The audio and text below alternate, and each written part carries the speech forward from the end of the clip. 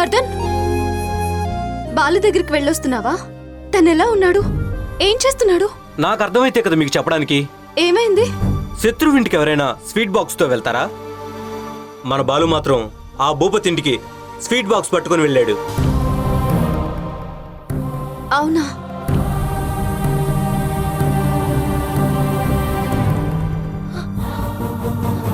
అక్క, ఆ పావని ఫ్రెండ్స్ అందరికి ఫోన్ చేసి బాలు మా ఇంటికి వచ్చాడు, ఎంగేజ్మెంట్ డేట్ ఫిక్స్ చేసుకుంటున్నాం అని చెప్తుందంట. ఏం మాట్లాడుతున్నావు? నీలో ఊరంతా అదే మాట్లాడుకుంటున్నారక్క. అమ్మా శైలు, ఎక్కడికమ్మా? ఏదో కంగారుగా పెడుతున్నావు. నమస్కారం బాబు. అమ్మా, బాలుగారు ఉన్నారా? అతను ఇప్పుడు ఇక్కడ ఉండట్లేదు. అతనితో మీకే పని? బాబిచ్చిన ఉపాయంతో పంటలు బాగా పండించామయ్యా. మా అందరి దగ్గర డబ్బులు తీసుకోకుండానే మిల్లో బియ్యం ఆడించి ఇచ్చాడు. లాభాలు వస్తేనే డబ్బులు కట్టమన్నాడు. అవి ఇచ్చేద్దామనే వచ్చామయ్యా.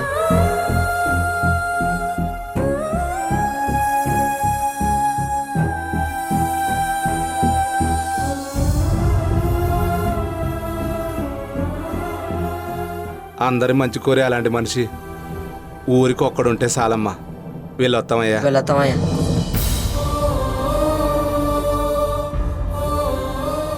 రైస్ మిల్ ద్వారా నలుగురు లాభం పొందాలనేది మీ కలే కదా నాన్న. దాని ప్రతిఫలం కూడా మీరే తీసుకోండి. తీసుకోండి నాన్న. శైలమా, శైలమా! మనిషిని కట్టేయగలవేమో కానీ మనస్సుని కట్టేయలేవు కదరా. చెప్పలుడు, మీ పెద్దవాళ్ళని ఎప్పుడు పిలిపిద్దాం? దేనికి? పెళ్లి కల్లుడు. ఎవరి పెళ్లి భూపతి గారు? ఏ వేళాకోళంగా ఉందా? ఊరందరి ముందు నా కూతుర్ని చేసుకుంటానని మాటిచ్చావు కదా. వావ్, మీ మెమరీ పవర్ బాగానే ఉందే. ఇప్పుడు వాటన్నిటికీ క్లారిఫికేషన్ ఇద్దామని వచ్చాను. నెంబర్ 1, నువ్వేదో నన్ను ఇరికించానని నేను పెళ్లి కొప్పుకోలేదు. నీ కూతురి గౌరవం పోకూడదని నేను ఆ పని చేశాను. ఆ రోజు నేనే గనక నా గొంతు విప్పుంటే నీ కూతురి మీద ఏ ముద్ర పడేదో ఒక్కసారైనా తన గురించి ఆలోచించావా? ఇదంతా దేనికోసం? ఒక పదవి కోసం, అంతేగా? నువ్వు ఏది ఆశించి ఇదంతా చేసావో అది కూడా నీకు దక్కదు. ఏంటి పగటికెళ్ళకంటున్నావా? ఈ ఊరి మొత్తం నా వెనకాలే ఉంది. నన్ను దాటి ఎవ్వడూ బయటికి వెళ్ళలేడు. చూసావుగా, నీ అనుకున్న వాళ్ళని నీకు దూరం చేసి నా వైపు తిప్పుకున్నాను. అవునా?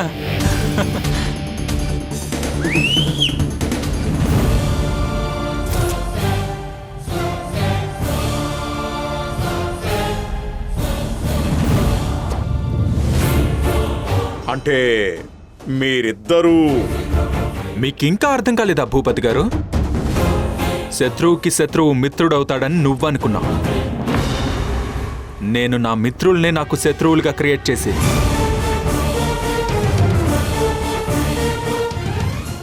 నీకు మిత్రుల్ని చేసి దెబ్బ కొట్టాను.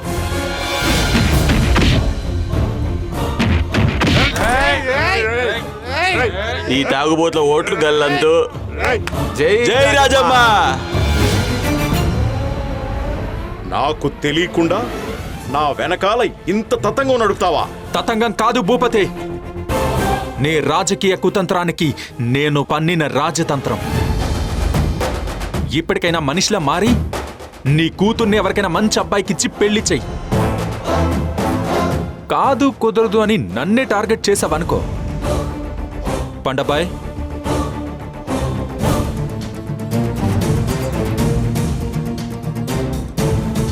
ఇవేంటో తెలుసా? నీ అవినీతి అక్రమాలు.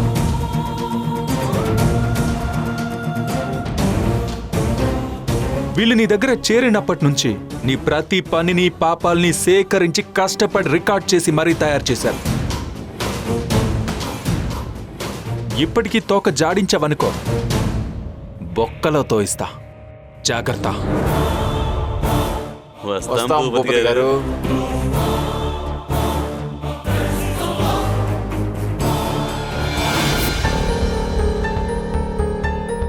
శైలమ్మకి ఎంత చెప్పినా అర్థం కావట్లేదు.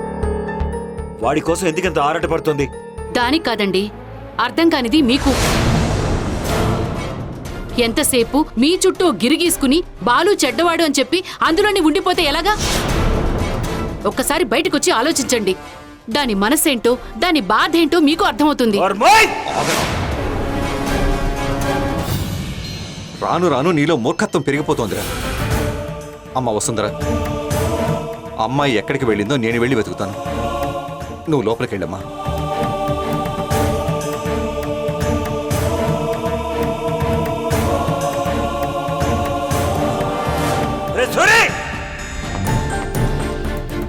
మీ అందరికి చాలా థ్యాంక్స్.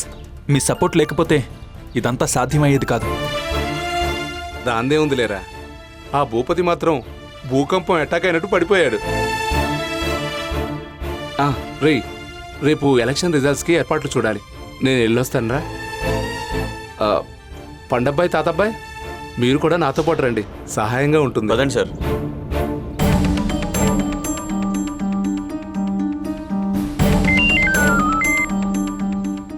అత్తయ్య. చెప్పండి అత్తయ్య. బాలు, శైలు నీ దగ్గరకు వచ్చిందా? లేదే. ఏం జరిగింది అత్తయ్య? ఎందుకంత కంగారుగా ఉన్నారు?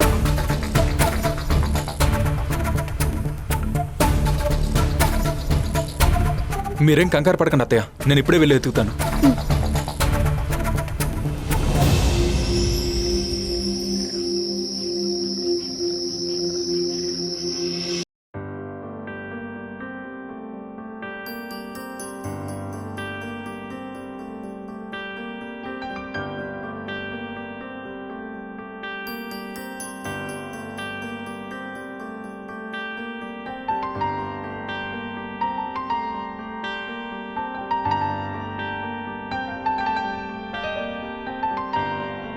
శైలు,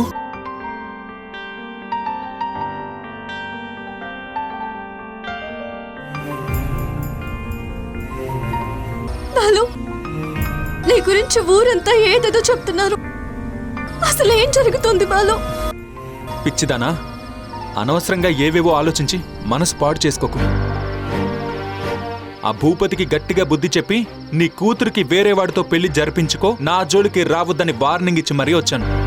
అయినా సరే ఇక మనం ఇక్కడ ఉండొద్దు బాలు. కాలం గడుస్తున్న కొద్దీ మన మధ్య దూరం, ఏదో ఒక ఆటంకం వస్తూనే ఉన్నాయి.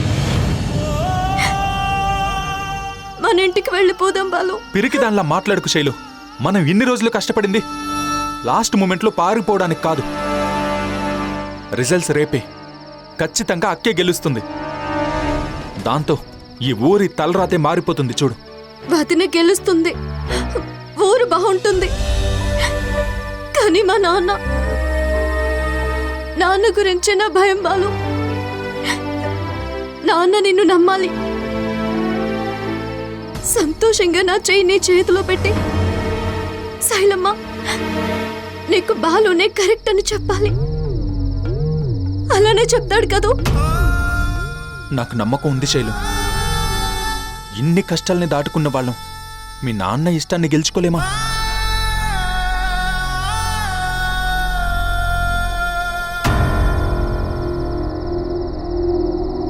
నువ్వు నా పక్కన ఉంటే నాకు చాలా ధైర్యంగా ఉంటుంది బాలు.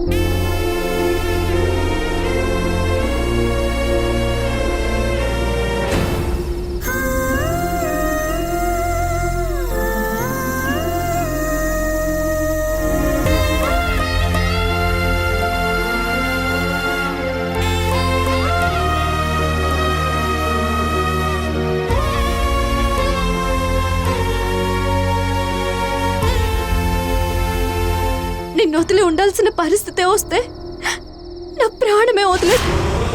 శైలు,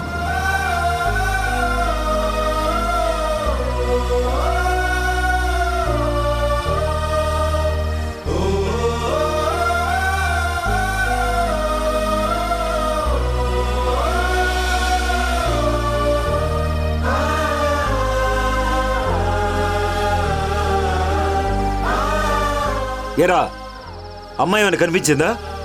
కనిపించింది. ఎక్కడ ఉందిరా? గుళ్ళో ఉందా? అందరూ మనశ్శాంతి కోసం గుడికొస్తే తన కోసం ఆ మనశ్శాంతే గుడికొచ్చిందిరా.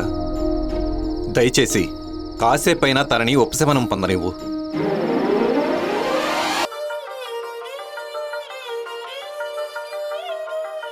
Be Brave. అయినా నా సీల్ రాకాసి అందరినీ భయపెట్టాలి కానీ తను భయపడకూడదు.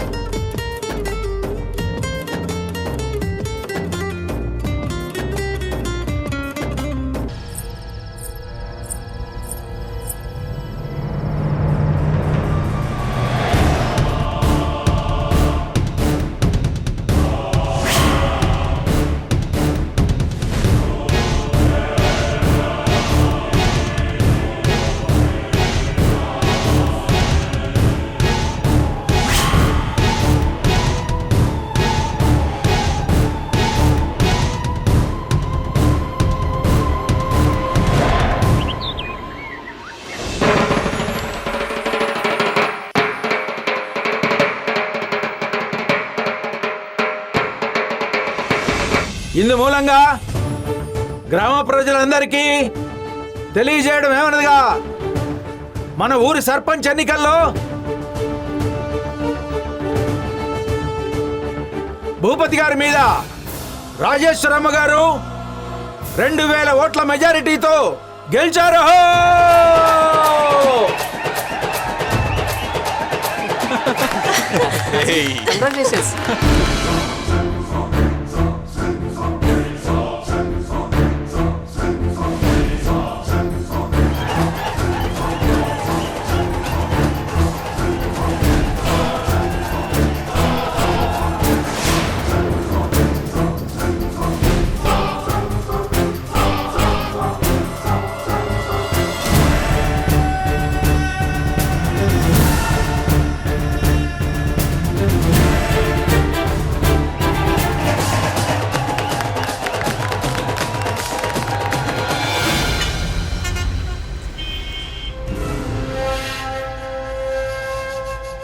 ఇంటల్లుండి చేసుకుని రాజవైభోగం చూపిద్దామనుకుంటే నాకే వెన్నుపోటు పొడిచి ఓడించాడు.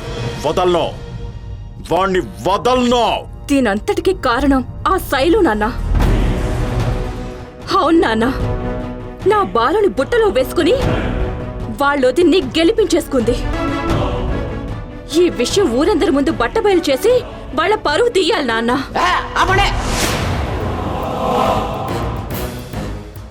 తండ్రి కూతురు ఇద్దరు వాళ్ళని ఏడిపించింది చాలదా? ఇంకా కుట్రలు పన్నుతున్నారేంటి? ఏంటమ్మా, శైలు బాలుని బుట్టలు వేసుకుందా? నిజానికి వాళ్ళిద్దరూ భార్యాభర్తలు.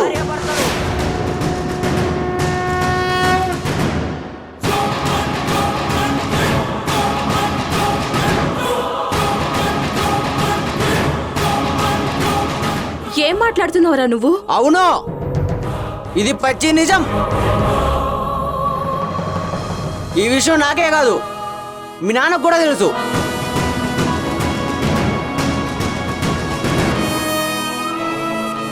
కావాలంటే అడుగు. నాన్న, వాడు చెప్పేది నిజమా?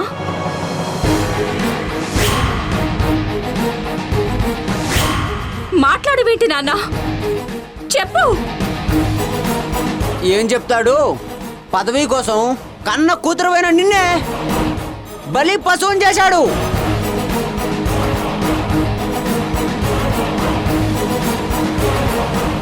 ఆ బాలు మంచోడు కాబట్టి పంచాయతీలో నింద నీ మీద పడితే నీ బతుకు నాశనం అవుతుందని తన మీద వేసుకున్నాడు.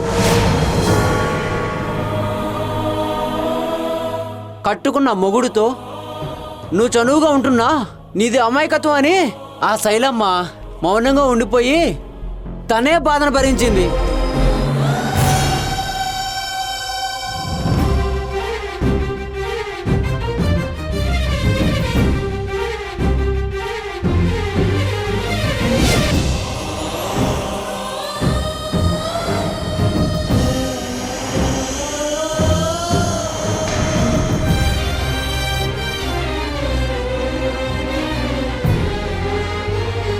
నా ఇష్టాన్ని గౌరవించి నా ప్రేమకి విలువిస్తున్నావు అనుకున్నాను నాన్న.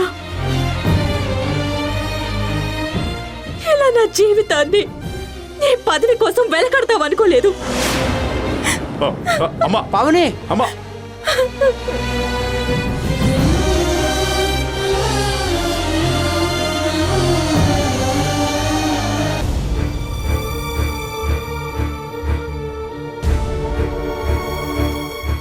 ఏం ఆలోచిస్తున్నావు చక్రి? నీ అంతర్మాత్రం ఏంటో నాకు తెలుసురా. మన శైలమ్మకి బాలు తగినవాడు అవునా కాదా అనే కదా. నువ్వు మనుశాస్త్రంలో భర్త ఎలా ఉండాలో అలా ఉండాలి అన్నావు కదరా. వాటన్నింటికీ ప్రత్యక్ష రూపమే మన బాలురా.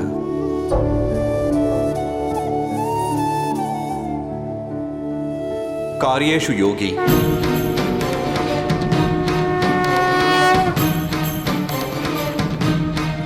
ఇదంతా మన అల్లుడు గారు చేయించారు. భూపతికి చెక్ పెట్టాలని ఎవరికీ తెలియకుండా రాజీతో నామినేషన్ వేయించారు. కరణేషు రక్ష.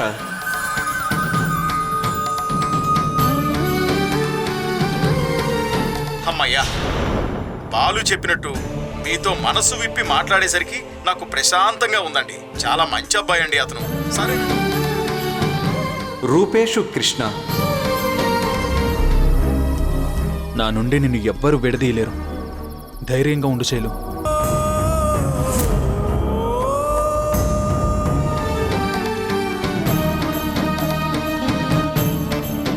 క్షమయతు రమ. నీ కారణంగా ఇదివరకే నా పరువు చచ్చిపోయింది. అంతకంటే నువ్వు చేయగలిగేదేముంది? నా కోపం కట్టలు తెంచుకోకముందే ఇక్కడి నుంచి వెళ్ళిపో.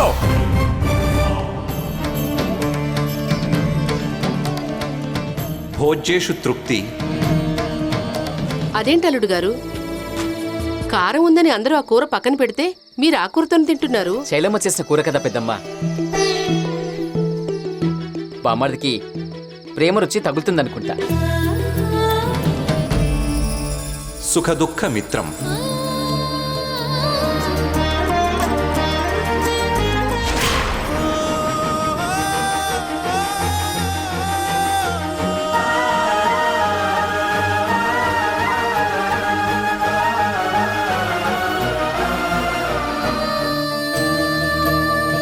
అంత గొప్పవాడిని నువ్వు ఎంత వెతికినా తీసుకురాలేవురా.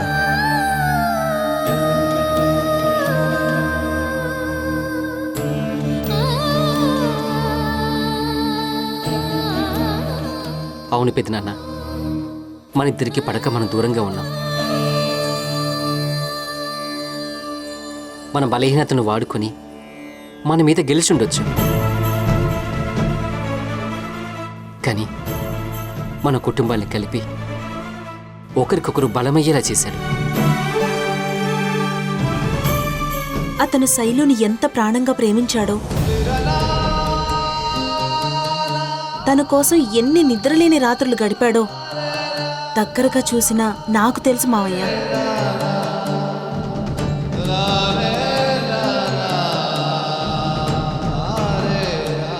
అంతేకాదు పెద్దనాన్న,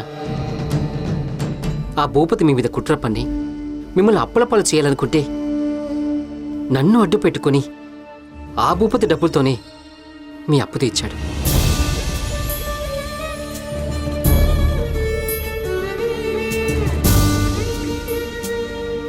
బ్రో చాలా మంచివాడు అంకుల్. మీరు మా ఇద్దరిలో తనకంటే నాకే ఎక్కువ ఇంపార్టెన్స్ ఇస్తున్నా కూడా కొంచెం కూడా జలసీగా పిలవకుండా నన్ను ఓన్ బ్రదర్లా ట్రీట్ చేశాడు. Really he is the best uncle.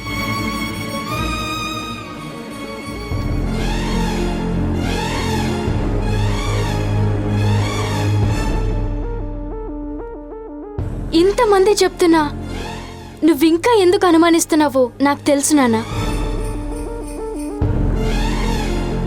ఆ రోజు హైదరాబాద్లో బావ వల్ల నాకేదో అన్యాయం జరిగిందని అనుకుంటున్నావు. నీలు, అక్క ప్లీజ్, ఇప్పటికైనా నన్ను ఈ భారం దించుకునివ్వు. ఆ రోజు అసలు ఏం జరిగిందో తెలుసా నాన్న? అక్క జైల్లో పెట్టించిన జయదీప్ నన్ను టార్గెట్ చేసి నా జీవితం నాశనం చేయబోయాడు.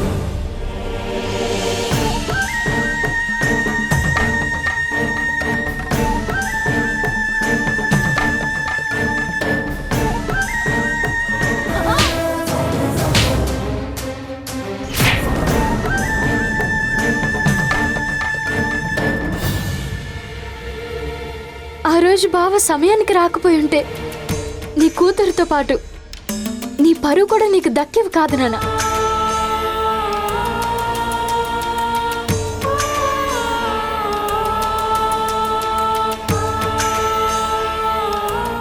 ఈ విషయం నీకు ఆ రోజే చెప్పొచ్చు, కానీ మన కుటుంబం పరువు పోకూడదని బావే నా దగ్గర ఒట్టేయించుకున్నాడు.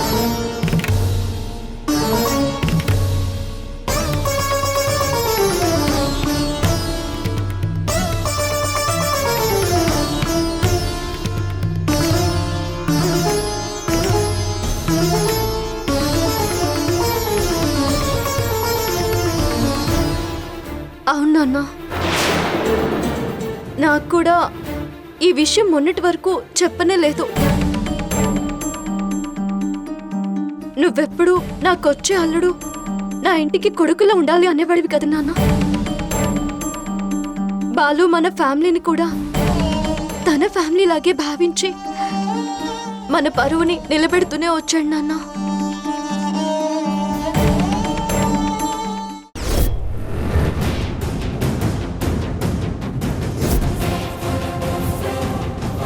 Wish you good luck.